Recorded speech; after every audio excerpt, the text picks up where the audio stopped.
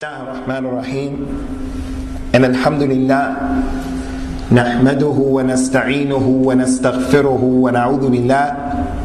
ونعوذ بالله من شرور أنفسنا ومن سيئات أعمالنا من يهده الله فلا مضل له ومن يضلل فلا هادي له وأشهد أن لا إله إلا الله وحده لا شريك له وأشهد أن محمدا عبده ورسوله صلوات الله وسلامه عليه أما بعد فإن أصدق الحديث كتاب الله تعالى وخير الهدى هدى محمد صلوات الله وسلامه عليه وشر الأمور محدثاتها وكل محدثة بدعة وكل بدعة ضلالة وكل ضلالة في النار. يقول المصنف رحمه الله تعالى: الكبيرة الثانية قتل النفس. قال الله سبحانه وتعالى: ومن يقتل مؤمنا متعمدا فجزاؤه جهنم خالدا فيها وغضب الله عليه ولعنه وأعد له عذابا عظيما. وقال الله تعالى: والذين لا يدعون مع الله إلها آخر ولا يقتلون النفس التي حرم الله إلا بالحق ولا يزنون ومن يفعل ذلك يلقى أثاما يضاعف له العذاب يوم القيامة ويخلد فيه مهانا إلا من تاب وآمن. وقال الله تعالى: من قتل نفسا بغير نفس أو فساد في الأرض فكأنما قتل الناس جميعا. وقال الله تعالى: وإذا الموءودة سئلت بأي ذنب قتلت. Al-Imam At-Thahabi rahimahullah ta'ala in his book Kitab al-Kaba'ir brings the second kabira. And the scholars of al-Islam, they say that this second kabira is in fact the second biggest sin and crime that any son or daughter of Bani Adam can fall into.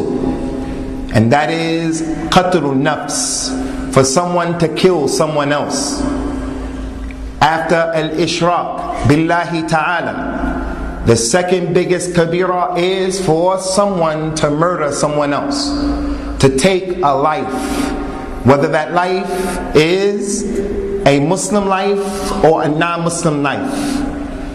Rasulullah sallallahu alaihi wasallam made it haram for us to hunt for an animal and to kill the animal just for the sake of killing it. A bird will be brought forth Yawm al-Qiyamah, and it will be holding on to a person. The bird will say, Rabbi sal hadha limadha qatalani. And the bird will say, oh my Lord, ask him, why did he kill me? He was just doing target practice with a BB gun. He just went hunting, shot up the animals and left them like that.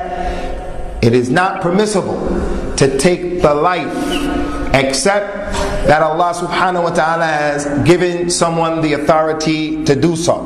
So the second kabira is al-qatl, killing someone without the haqq. As it relates to the life, ikhwati fillah, the life is an amana that Allah has given to people. It doesn't belong to us. It is a trust. And this is established from the Quran and the authentic Sunnah of Rasulullah sallallahu alaihi wasallam. Allah Ta'ala said in the Quran, قُلْ إِنَّ الصَّلَاةِ وَنُسُكِ وَمَحْيَايَ وَمَمَاتِي لِلَّهِ رَبِّ الْعَالَمِينَ. Say unto them, my salat, my sacrifice, my life and my death are for Allah, the Lord of all the worlds. وَبِذَلِكَ أُمِرْتُ. And this is what I have been ordered. So a person's life and his death is for Allah Azza wa Jal. The ayah said in the Quran, الَّذِينَ إِذَا أَصَابَتْهُمْ مُصِيبَةٌ قَالُوا إِنَّا لِلَّهِ وَإِنَّا إِلَيْهِ رَاجِعُونَ. Those people who when they are afflicted with a musibah, they say, Inna lillah wa inna ilayhi raji'un. We belong to Allah and to Allah we return. So the life is an amana, it's a trust that Allah has given each and every one of us. So you have to give this body back to Allah the way He gave it to you. You cannot put on it tattoos. You cannot destroy it or deface it. You cannot take it away without the haqq of al-Islam, without Allah Azza wa Jal allowing you. Now, there is a time when it's permissible to take the life. The Prophet, he says, sallallahu alaihi wasallam, umirtu an uqatil an-nas hatta yashhadu an la ilaha illallah wa anna muhammadan rasul abdullah wa rasuluhu wa yuqimu as-salat wa yu'tu az-zakat fa idha fa'alu dhalika asamu minni dima'ahum wa amwalahum illa bihaqq al-islam wa hisabuhum 'ala Allah ta'ala. I have been ordered, compelled, commanded to fight the people until they say La ilaha illallah. The mushrikun, not Ahlul Kitab, they pay the jizya. The Majus, they pay the jizya. And if they don't pay the jizya, then there's Kitab. But the mushrikun, Rasulullah sallallahu alaihi wasallam has been ordered to call them to La ilaha illallah. If they don't accept, then he fights them. They say La ilaha illallah, establish the salah, give the zakat. If they do that, then their blood and their money is safe from me, except by the haqq of al-Islam. So you can only spill a person's blood with the haqq of al-Islam. For an example, those of you who have sons, your son is born, you have to take your son to get a khitan, a circumcision. You're going to spill blood, and you're also going to harm him. You're going to make adha. But this is a time when it's permissible to harm him and also to spill his blood, because Allah Azza wa Jal allowed you. He allowed you to cut the hand off of the one who steals. He allowed you also to take the life of the person who unjustly took someone else's life. So you can only shed blood by the haqq of al-Islam. I believe we mentioned in this masjid before, Ikhwan, that al-Islam came to protect 5 things. Ad-dururiyatul khamsa. Islam came to protect 5 things.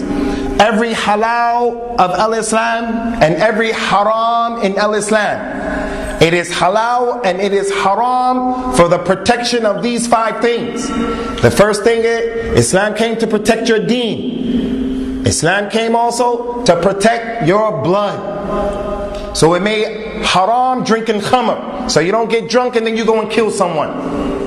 Al-Islam came and made haram, and it came to protect the ird, or the honor of the people. Islam came and it came to protect the nasab, or the lineage of the people. Don't marry your mother, don't marry your sister, don't make zina, don't have homosexuality. Al-Islam came to protect the nasab. And the 5th thing Al-Islam came to protect is your money. Those are the dururiyatul khamsa. So Islam has not allowed for anyone to shed the blood of another person other than if Allah allowed it. What Allah allows, that's the deen. And something that could be haram can be made halal by Allah Azza wa Jal, even if it's from shirk. For an example, Allah ordered the malaika to make sajda to Adam. Sajda to other than Allah is kufr and shirk, and from the biggest manifestations of kufr and shirk. But when Allah told the malaika to make sajda to Adam, now is ibadah. Killing someone unjustly is impermissible. But when Ibrahim took his son Ismail and he was going to slaughter his son, now is ibadah for him to slaughter his son. So killing and shedding blood only becomes halal when Allah Tabarak wa Ta'ala allows it. Concerning the bab of the Kabiratul Thaniya, Al-Imam al-Thahabi brought a number of ayat of the Quran to support murder is a kabira from the kaba'ir. Allah Ta'ala said, and it is not acceptable, it is not befitting for someone to kill a believer intentionally. And whoever kills a believer intentionally, Allah subhanahu wa ta'ala will give him the reward of being in the Jahannam forever. And Allah will be angry with him. And Allah's curse is upon him. And Allah has prepared for him a grievous penalty. So his reward is, he will be in the Jahannam. And he will be there forever. And Allah is angry with him. And Allah has cursed him. And Allah has prepared for him a grievous penalty. You're not going to find in the book of Allah Azza wa Jal another sin with 5 of those descriptions. We said one of the ways you know that a sin is a kabira from the kaba'ir is the description that has been given. Here we have the description that Allah Azza wa Jal said, فَجَزَاؤُهُ جَهَنَّمْ خَالِدًا فِيهَا وَغَضِبَ اللَّهُ عَلَيْهِ وَلَعَنَهُ وَأَعَدَّ لَهُ عَذَابٍ عَظِيمًا. 5 things. So no one should be in doubt. And this is a serious issue as it relates to those of us who have quick tempers and we are in the street and we misunderstand other people and it leads to fisticuffs. Fighting the Muslim is a kabira from the kaba'ir, as he says sallallahu alaihi wasallam, qital al-Muslim kufrun. Fighting a Muslim is kufr, disbelief. And one of the reasons that we use as a deterrent is killing a Muslim is a serious crime. The second ayat Imam At-Thahabi brought was the statement of Allah Ta'ala, and those people who do not, and he's praising the mu'mineen, al-mukhlisin, al-salihin, those people who do not call on other gods along with Allah, and they do not kill the soul that doesn't deserve to be killed, nor do they make zina, because the ones who do this, they will get a serious punishment, and their punishment will be doubled in the hereafter. But those who make tawbah and those who believe, Allah will forgive them, even if they did those things. The third ayat is the statement of Allah Ta'ala, and whoever killed a soul or he made fasad in the earth, it is as if he has killed all of mankind.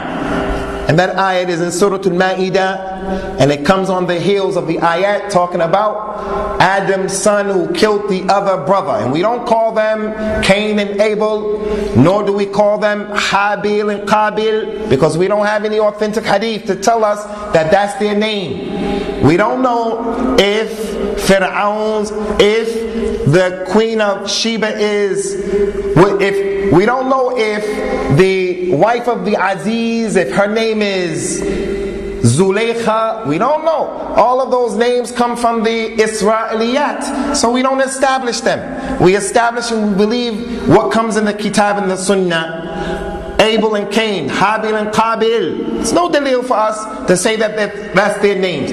Anyway, this ayat, after one brother killed the other brother, Allah Ta'ala said, Min ajli dhalika katabna ala bani Israel annahu man qatala nafsan bighayri nafs aw fasadan fil ard faka'annama qatala an-nasa jami'a. And because of what one brother did to the other brother, we prescribed and we wrote on Bani Israel that whoever kills a soul unjustly or he makes fasad in the earth by murdering, it is as if he has killed all of the people.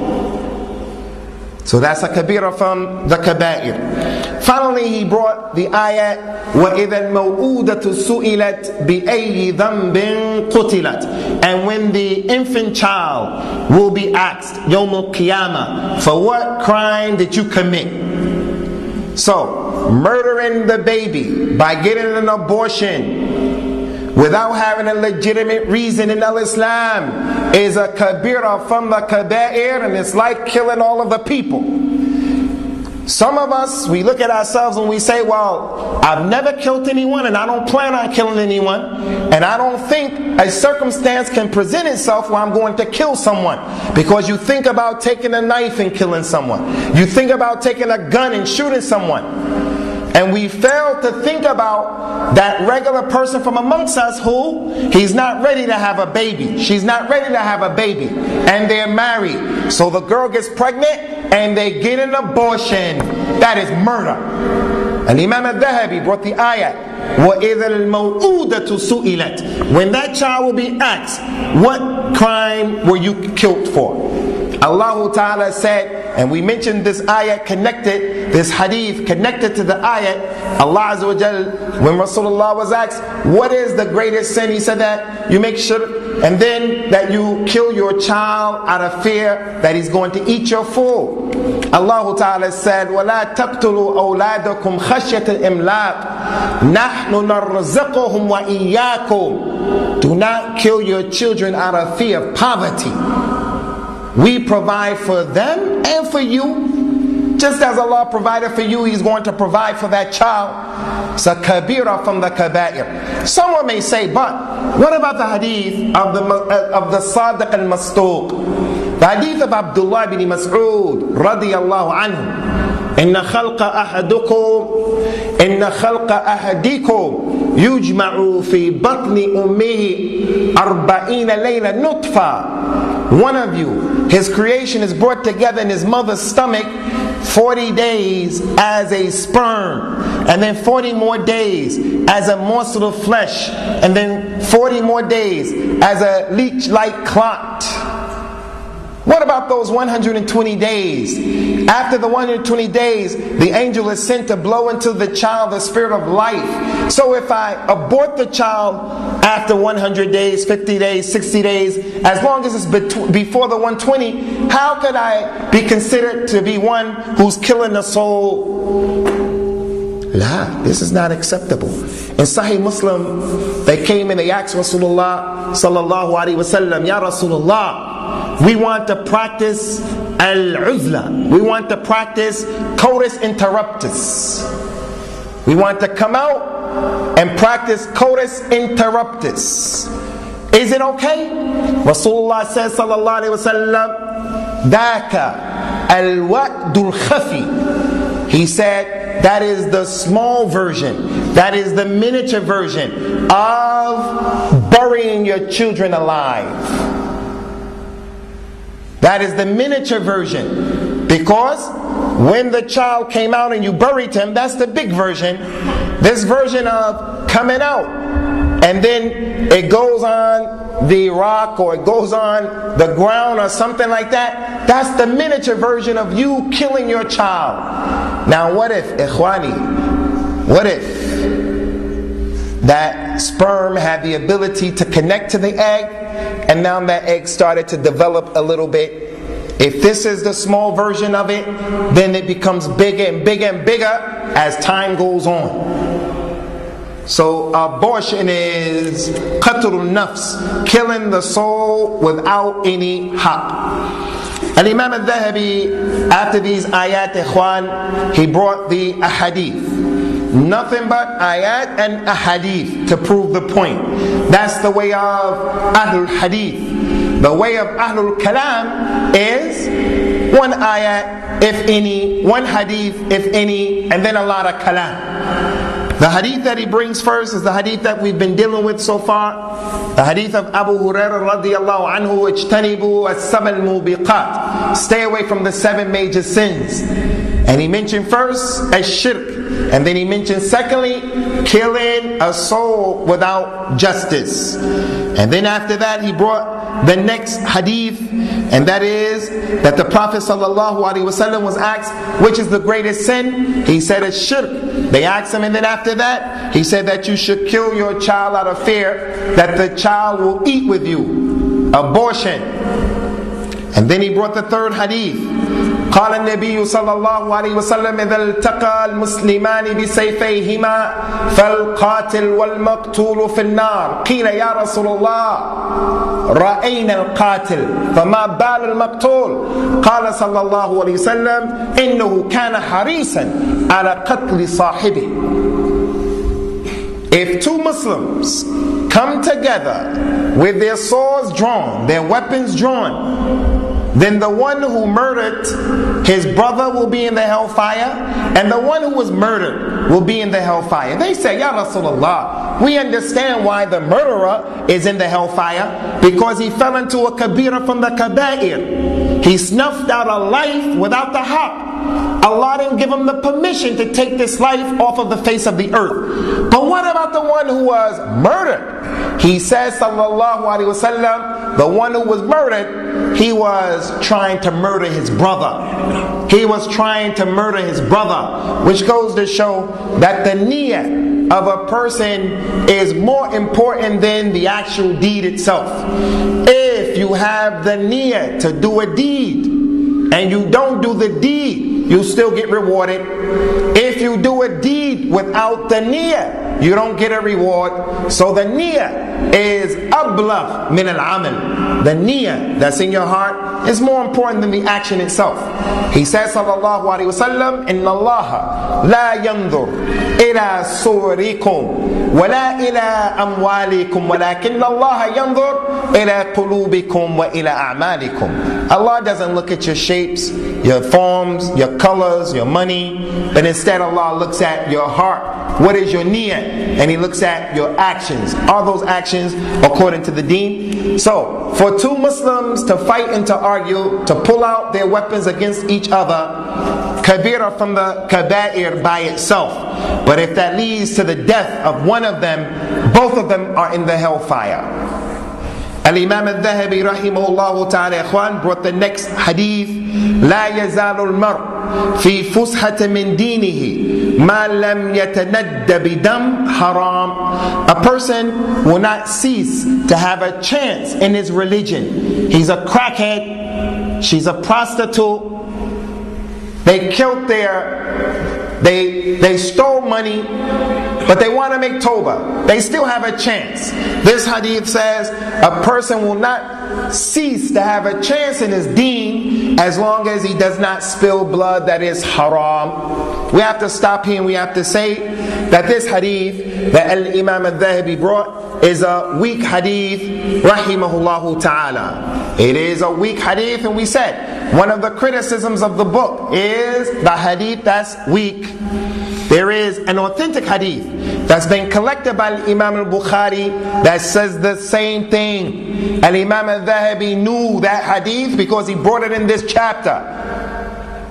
But this is the way of the people of hadith, that they will bring the weak hadith sometimes in order to just strengthen, to make what they call al-istitnath with the issue, to give it some strength. So this is a weak hadith that I don't believe Al-Imam Al-Thahabi was making an i'timad or relying upon it to prove his point, because he brought the hadith of al-Bukhaari.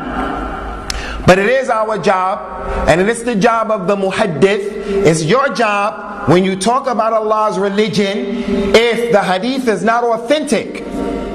The people say, no, the scholars say you can use weak hadith. Al-Imam al-Nawawi, you can use weak hadith. No, those scholars who say you can use weak hadith, they gave some strict conditions. And from those conditions is that when you use the hadith, you have to tell the people, this hadith is weak. You can't say, Rasulullah said this and he said that, or we'll become like the Jews and the Christians. So it's not true that the scholars say we can use weak hadith just like that, open-ended. La. You can't lie on the Messenger of Allah sallallahu alaihi wa ala alihi wa sallam. In the next hadith, يقول النبي صلى الله عليه وسلم لا ترجعوا بعدي كفارا يضرب بعضكم أعناق بعض. Rasulullah says sallallahu alaihi wasallam to his companions, do not become kuffar after I leave you, after I die. Do not become kuffar. How, Ya Rasulullah? By striking each other's necks, by fighting each other. So the people who hate the companions of Rasulullah sallallahu alaihi wasallam, had it not been for that Quran, and had it not been for the Minhaj al-Sahih, we would have made takfir of all of them, including their women and including their children. But we know that there are ignorant people from amongst them who don't know, like their ignorant Qadianis. like they're ignorant Brahwis, like they're ignorant Deobandis, like they're ignorant people with these jama'at who fall into kufr and shirk based upon ignorance. They don't know. The man who's Qadiani, he says that man is Rasul after Rasulillah because he doesn't know. He doesn't really understand what he's saying. So we don't say that the man is a non-Muslim. We say that that concept and that understanding is a non-Muslim, a non-Islamic understanding. Those people who hate the companions of Rasulullah sallallahu alaihi wasallam, and they say that they all became kuffar after him, they use this authentic hadith. And this hadith is inside al-Bukhaari and Muslim. لا ترجعوا بعدي كفارا يضرب بعضكم أعناق أو رقاب بعض, by striking the necks of each other. So the companions of Rasulullah sallallahu alaihi wasallam, they fought each other after the death of Rasulullah sallallahu alaihi wasallam, and we do not make takfir of them, hasha lillah. They were mujtahidun, they made ijtihad, and all of them will get a reward for whatever they did in those harub that transpired. Those who were wrong, like the people who were against Ali ibn Abi Talib, who the haqq was with him, radiyallahu anhum, Aisha, Talha, Az-Zubair, Muawiyah, radiyallahu anhum ajma'een. All of them will get their reward, but those who were with Ali will get double reward because the haqq was with them and they were right. So they were not kuffar, and they were not fighting for the dunya, they were fighting for al-Islam. Al-Imam al-Thahabi rahimahullah ta'ala brought the next hadith. وَقَالَ بشير ابن مهاجر عن ابن بريدة عن أبيه أن النبي صلى الله عليه وسلم قال لقتل مؤمن أعظم عند الله من زوال الدنيا. The Prophet says sallallahu alaihi wasallam, verily, killing a believer, killing the soul that says La ilaha illallah, is greater to Allah than the whole dunya dissipating and disappearing. For someone to kill a Muslim, that is greater to Allah subhanahu wa ta'ala than the whole world, which doesn't equal the wing of a gnat in Allah. For the dunya to disappear is smaller to Allah and less significant than the blood that is shed. Abdullah ibn Umar radiyallahu anhu was sitting at the Kaaba watching the people making tawaf around the Kaaba, and he said to the Kaaba, Ma a'zam hurmatik, verily your sanctity is great. You are sacred. You are sacred. وَحُرْمَةُ الْمُؤْمِنِ عِنْدَ اللَّهِ أَعْظَمُ, but the sanctity and the sacredness of the believer is even greater with Allah. So in the Hajj, when the Rasul gathered all of the people sallallahu alaihi wasallam, he told those people, Inna dima'akum wa a'radakum wa amwalakum haramun alaykum kayawmikum hadha fi shahrikum hadha fi baladikum hadha. Your blood, your honor, and your money, all of them are sacred, like this day is sacred, like this month is sacred, like this city is sacred. So you cannot shed the blood of the Muslim, and for his blood to shed in the world, we should know that it is an issue with Allah subhanahu wa ta'ala that is azim. Al-Imam al-Thahabi rahimahullah ta'ala, ikhwan, he said in the next hadith that the Prophet sallallahu alaihi wasallam said, and this one is the authentic narration, لا يزال المرء في فسحة من دينه ما لم يصب دم حرام. A human being will not cease to have a chance in his deen as long as he does not spill the blood that is haram. Abdullah bin Abbas, the companion of Rasulullah sallallahu alaihi wasallam, he was of the opinion that if you kill someone, you can't make tawbah. That if you kill someone, the ayat of the Quran, the first ayat that Al-Imam al-Thahabi mentioned, فَجَزَاؤُهُ جَهَنَّمْ خَالِدًا فِيهَا, whoever kills a Muslim intentionally, his reward is he will be in the hellfire forever. He used that ayat. He also used this hadith. As long as you don't kill someone, you have a chance.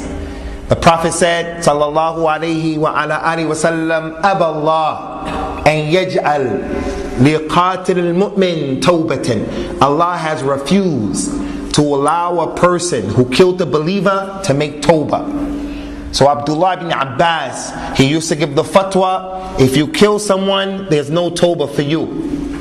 The man came, as al-Imam al-Bukhaari collected this hadith in his book, al-Adab al-Mufrad, the book of al-Bukhaari, not Sahih Bukhari, al-Adab al-Mufrad. A man came and said, Ya Abdullah ibn Abbas, there was a lady who I wanted to marry, and I was in love with her. I really wanted to marry her, but her family refused. And then another man came and they accepted his invitation and they married him to her. So I found the lady one day and I knocked her down and I took an axe and I killed her. Can I make tawbah? Abdullah ibn Abbas radiyallahu anhu asked that man, Athamma walidayk, are your parents living? The man said, no, only my mother is living. No, only my mother is living. He said, go to your mother and do good to her. When he got up and he left, the people asked him, Ya Abdullah ibn Abbas, when the man told you about the terrible crime that he committed, why did you ask him about his mother and his father? He said, because I don't know of anything that can repel and reduce the crime of murder other than taking care of the mother and the father.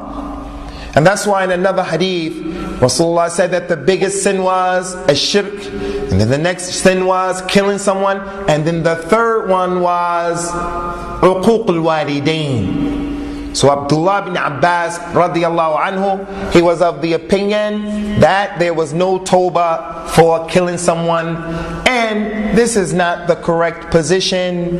Wallahu a'lam. Allah Ta'ala told us in the Quran, قُلْ يَا إِبَادِيَ الَّذِينَ أَسْرَفُوا عَلَىٰ أَنفُسِهِمْ لَا تَقْنَطُوا مِنْ رَحْمَةِ اللَّهِ إِنَّ اللَّهَ يَغْفِرُ الذُّنُوبَ جَمِيعًا إِنَّهُ هُوَ الْغَفُورُ الرَّحِيمُ. Say unto them, Ya Muhammad, say unto them, O my servants who have gone overboard in the sins that you've committed, doesn't make salat, didn't make salat, killed people, smoking crack, O my servants who've gone overboard, don't give up hope of the rahmah of Allah. Verily Allah will forgive all of the sins.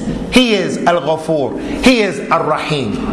In an authentic hadith that al-Imam al-Thahabi doesn't bring, the Prophet says sallallahu alaihi wasallam, al-Kaba'ir al-Ishraku billah wal-Iyas min ruhillah wal-Qunut min rahmatillah. Rasulullah said sallallahu alaihi wasallam, from the major sins is that you make shirk, and also that you give up hope from the rahmah of Allah, and that you feel, number 3, that there's no way out for you to be forgiven. So for a person to give up hope from the rahmah of Allah is a kabira from the kaba'ir. Allah said about Himself, wasi'at rahmati wasi'at kulla shay. My rahmah has spread over everything.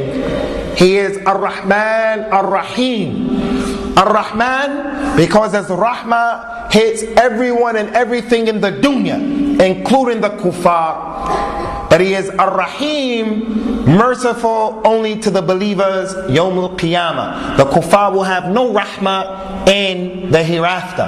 But here, Allah Azza wa Jalla has rahmah upon everyone. So from the kaba'ir is to believe that you can't be forgiven. Inna Allah la yaghfiru an yushraka bi wa yaghfiru ma duna dhalik liman yasha. Allah doesn't forgive that you make shirk with Him, but He forgives anything other than that.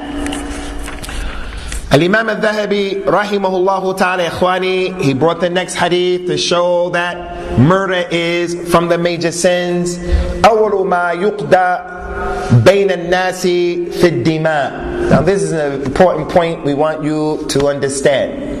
The Prophet said in this hadith sallallahu alaihi wasallam, the very first thing that's going to be looked into Yawm al-Qiyamah will be the blood that was spilt unjustly. The very first thing that Allah will ask the creation about Yawm al-Qiyamah, He's going to deal with the people who were killed unjustly. They will be brought forth and it will be looked into. There's another authentic hadith that said, إِنَّ أَوَّلَ مَا يُحَاسَبَ بِهِ يَوْمُ الْقِيَامَةِ الْعَبْدِ as-salat. The first thing that the slave will be asked about Yawm al-Qiyamah will be his prayer. So here, one hadith says that the blood will be the first thing that's going to be looked into. The second hadith says that the salat will be the first thing that will be looked into Yawm al-Qiyamah. Who from amongst you can harmonize these two hadith? Abdul Majid. How could one hadith say the first thing Allah is going to ask about Yawm al-Qiyamah is the blood that was spilled, but another hadith said the first thing that Allah is going to ask about is the salat. The first is the first. So are we going to be like the Jews and the Christians, who we can go to their book and say, right here it said Jesus is the only begotten Son, but over here David is a begotten, and over here someone else is a begotten? Is our religion like that? If they came and they asked you that question, over here your religion said the salat is the first thing, over here it said the blood is the first thing, so Muhammad has made a contradiction. What are we going to say? Abdul Majid. Akhi. If you don't pray, it's like you don't value the life that's been given to you to look after. It's like you spill the blood of the life. Good try, Akhi, but that's not it. Put your hands up if you know the answer. Put your hands up. Akhi. I don't know the answer because is it one general?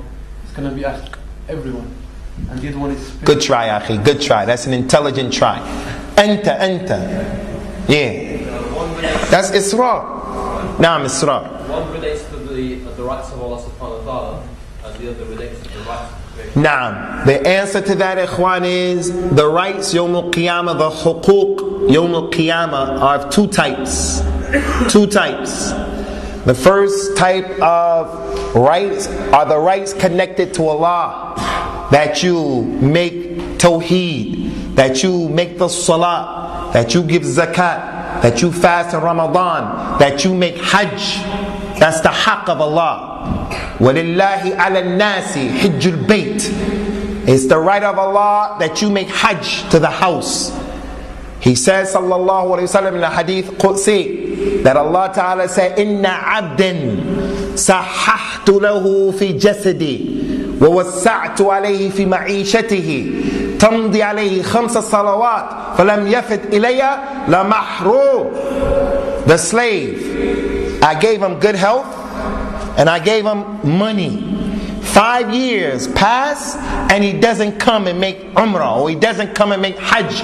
He is mahroom. He will be put out of my rahmah. He will be the one I'll leave his affairs to be in disarray. So even if he made hajj, one hajj is wajib, but you should try to make hajj at least every 5 years because of this hadith.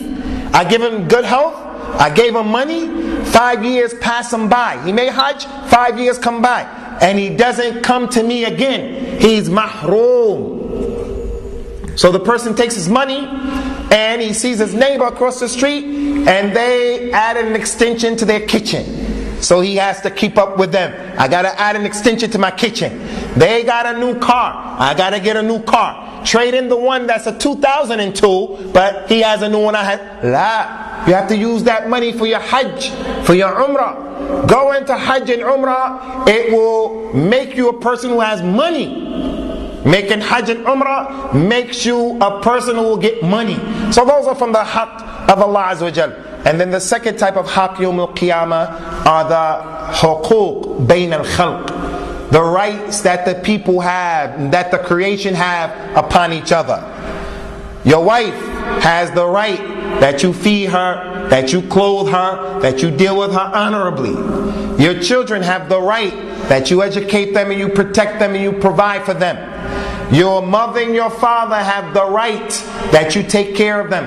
The Muslim who died had the right that we make janazah over him and we wash his body and we pay his debt. So all of those huquq Yawm al-Qiyamah will be looked into, and they will be in their order. As it relates to the huquq of Allah Azza wa Jal, the huquq of Allah at-tawheed, and then as-salat. The first thing. If the salat was okay, then the rest of his affairs are going to be okay. And if his salat is lacking, the rest of his affairs are going to be lacking. If he's not praying correctly, there's going to be problems with other issues. As it relates to the huquq of the people, the blood is the first thing that's going to be looked into. Ahsantum ya akhi. Al-Imam At-Thahabi brought the next narration, ikhwan, and we're almost finished here. وقال فراس عن الشعبي عن عبد الله ابن عمرو ابن العاص رضي الله عنهما قال النبي صلى الله عليه وسلم أكبر الكبائر الإشراك بالله وقتل النفس وعقوق الوالدين. Abdullah ibn Amr ibn al-As was the companion who had the majority of the hadith, even more than Abu Hurairah radiyallahu anhu. Abu Hurairah said, no companion had more hadith than me other than Abdullah ibn Amr ibn al-As. And that's because he used to write the hadith and I didn't write them. Abdullah ibn Amr al-As, he said that the Prophet said that the biggest crime, the biggest sin is to make shirk with Allah, and then to kill someone who doesn't deserve to be killed, and then to be disobedient to one's parents. عقوق الوالدين. وقال حميد بن هلال قال أنبأنا نصر بن عاصم قال أنبأنا عقبة بن مالك عن النبي صلى الله عليه وسلم إن الله أبى علي من قتل مؤمنا. Rasulullah sallallahu alaihi wasallam said, Allah has prevented me from the one who has killed a believer. Allah has prevented me from the one who has killed a believer. The scholars said the meaning of that is, Allah has prevented me from making dua for the one who has killed a believer. Allah has prevented me from making dua because He doesn't have a chance for killing the one who the disappearance of the dunya is easier and lighter with Allah Azza wa Jal than for that person to lose his life.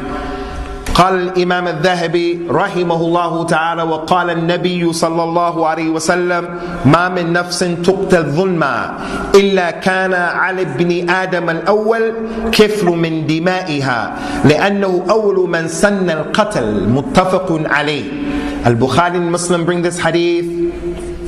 There is not a single human being who was killed unjustly except that the son of Adam will have a portion of the responsibility of that murder, because he was the first one to start the sunnah of murdering. So every human being who is killed in this dunya, every human being who was killed in this dunya, Adam's son who killed his brother, jealousy caused him to kill his brother.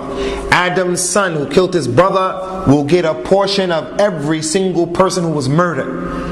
That man who was murdered a few months ago here in this city, while he was working out, shot in public, in front of people, in a weight room, Adam's son will get a portion of that.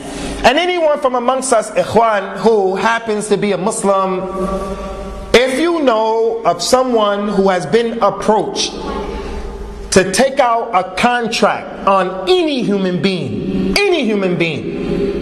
you have to do something about that. You have to advise that person that it's not permissible to shed the blood of anyone. And it's not permissible for us to take the law in our own hands. This thing that is called the honor killings. The Muslim girl, she goes out and she commits a kabira from the kaba'ir, and she dishonors our family.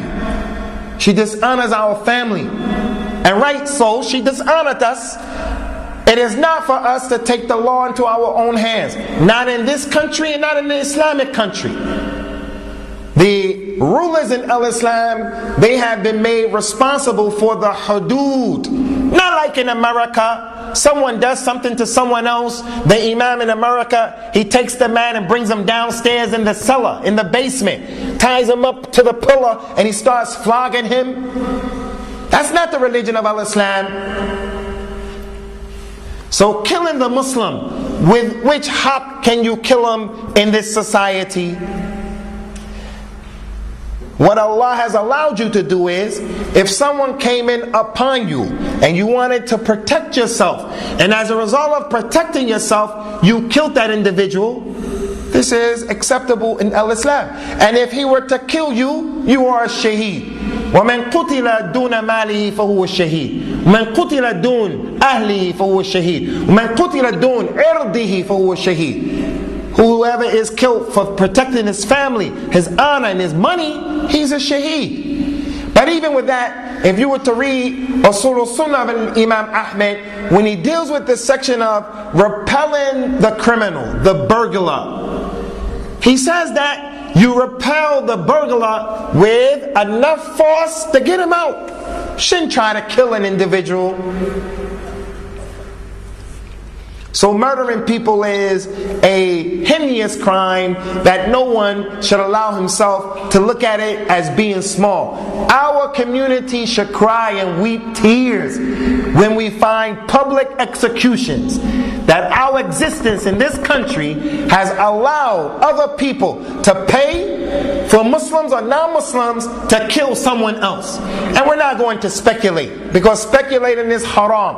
Why was he killed? Was it over this? Was it over that? Allahu Alam. But for people to kill someone else because they disagree with his point of view, disagree with his jama'at, disagree because he married the ex-wife or he wants, what is that? That's the level that the Muslim community has fallen to. Shedding blood is a serious issue. Al-Imam At-Thahabi rahimahullah ta'ala showed in that last hadith how the person who's responsible for creating a innovation that the people are practicing, if he creates an innovation that the people are practicing and following, just like the son of Adam, he will get the reward and the recompense of all of those people who practice that innovation without their penalty being decreased one bit. We have 2 more hadith, 3 more hadith, and that's it. And here is a hadith that is concerning the issue of the hour right now. And Imam Al-Thahabi, he didn't leave this group out. He brought the hadith of Rasulullah sallallahu alaihi wasallam عن ابن عمر أن النبي صلى الله عليه وسلم قال من قتل معاهدا لم يرح رائحة الجنة وإن ريحها يوجد من مسيرة 40 عاما. Whoever kills a mu'ahad, whoever kills a mu'ahad, he will not smell the fragrance of the Jannah, even though the fragrance of the Jannah can be smelled from 40 years away. The mu'ahad, ikhwan, is the one who has an ahd. He has a contract. He is the non-Muslim who's in the Muslim state. The one who the Muslims give him protection. The one who the Muslims say to him, come and irrigate our land and we give you protection. The one who they pay the Muslims the jizya. They don't believe in al-Islam, but they pay the jizya. So the Muslims say, we're responsible for you. We'll protect you even from your enemy. The mu'ahad is the one who, when you come from Pakistan, or you come from Afghanistan, or you come from Bangladesh, or you come from Egypt, or Algeria, or Libya, and you come to the land of these kuffar, after sitting in your country or wherever you got the visa, and you agreed to certain things on that paper of the visa, you now have gone into a contract to come here to be a law-abiding citizen. And no one can sit there and think Abu Usamah is talking about law-abiding, meaning you can't get another wife or something that Islam says do this, and this religious, their way say no. I'm not talking about that. I'm talking about flagrantly going against what their law is saying, like what is universally known and accepted. Killing people, blowing them up, robbing their banks. Whoever kills a person like this, to kill those people who are working in the Arabian Peninsula, in the Gulf of Yemen, to kill them after the Muslims have allowed them to come in, those people are mu'ahadun. They have contracts with the Muslims. And the Prophet said about that, sallallahu alaihi wasallam, al-Muslimun ala shurutihim. The Muslims take care of the conditions that they made with other people. They don't make ghadr. Even Abu Sufyan, Abu Sufyan, when he was a non-Muslim and he went to the court of Herakl, and Herakl wanted to know, what is the da'wah of this man, Muhammad sallallahu alaihi wasallam? Abu Sufyan hated Rasulullah with a passion, but his hatred for him did not allow him to say something that wasn't true. He said, I was afraid if I lied on him, then the other people from Quraysh would go back and say that I'm a liar. He had a level of deen, a sidq. So he's going to respect this arena that he's in. The man has rights. And the right that he has is that I tell you the truth about his reality. So killing non-Muslims like this is not acceptable by any stretch of the imagination. So the Imam At-Thahabi, he has not left out the Muslim who you can't kill. He has not left out the child, the abortion. He has not left out the non-Muslim. All of that is from the kaba'ir in al-Islam. He said that Abu Hurairah radiyallahu anhu قال النبي صلى الله عليه وسلم من أعان على قتل مؤمن بشطر كلمة لقي الله مكتوب بين عينيه آيس من رحمة الله. Abu Hurairah narrated this hadith according to al-Imam al-Dhahabi. Whoever helps someone to kill another Muslim by one word, Yawm al-Qiyamah will be written between his eyes, ayas min rahmatillah. This person has given up hope. This person is hopeless. He will not get the rahmah of Allah. This hadith is mawdu', and it wasn't acceptable for Imam al-Dhahabi to bring it here in this book. And Imam Abu Hatim al-Razi said that the hadith was batil, mawdu'. And Imam Ibn Jawzi brought it in his book, Kitab al-Mawdu'at. So it is not an authentic hadith. Umar radiyallahu anhu said, though authentically, if someone were to try to kill a Muslim and 70 people held him down while that one man killed him, Umar said, I will kill all 71 of them. If one man killed a Muslim and 70 people held him down, I would kill all 71 of them, because they all had something to do with the murder. The last hadith is the statement of Rasulullah sallallahu alayhi wa ala alihi wa sallam, kullu dhanbin asa Allahu an yaghfirah illa ar-rajul yamut kafira aw ar-rajul yaqtul mu'mina muta'ammida. Every sin, Allah will forgive it, except the man who dies as a kafir and the man who kills a believer intentionally. Those two sins Allah Azza wa Jal will not forgive. But again, we told you, if a person kills a person and he doesn't say that it's halal to kill him, he can make tawbah and Allah will forgive him. And if he doesn't make tawbah and he dies saying La ilaha illallah Muhammadur Rasulullah, he's going to go to Jannah. He's under the Mashiach of Allah. The man killed 100 people from Bani Israel, and from them he killed some people who are ubad, a lot of worship. And yet Allah subhanahu wa ta'ala forgave that individual. Allah will forgive any and every sin, even if it's murder, no matter how much murder it was. In the hadith al-Qudsi, Allah Ta'ala said, Ya ibn Adam, innaka ma da'awtani wa rajawtani illa ghafartu laka ala ma kana minka wa la ubali. Ya ibn Adam, لو بلغت ذنوبك عنان السماء ثم استغفرتني غفرت لك ولا أبالي. يا ابن آدم لو أنك أتيتني بقراب الأرض خطايا ثم لقيتني لا تشرك بي شيئا لأتيتك بها مغفرة.